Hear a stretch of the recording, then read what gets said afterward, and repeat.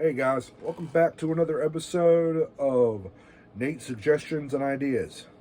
Well, this little idea is to those who want to save money on clothing, especially since the way prices are going up on such. If y'all want to invest in a good hobby like I have, I would suggest sewing.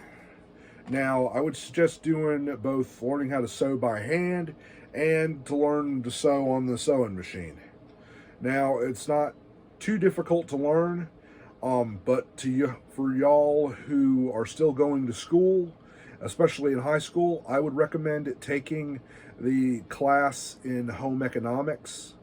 Now, at my high school, I went through one of the classes I went through was home economics, and one of the things I learned was learn how to sew. That was part of the curriculum in my class.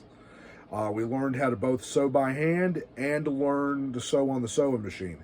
Now, the sewing machines we learned were electricals, and any of y'all that decide you want to also go beyond that and learn how to sew leather, like you could also also learn how to do shoe repair too. I learned how to do some sewing on my shoes, and I had to use some special sewing needles that could go through leather and vinyl. And the best stuff I used to sew my shoes up, I used fishing line. But it was one of the ways I did to save money on a lot of stuff, especially during my high school years.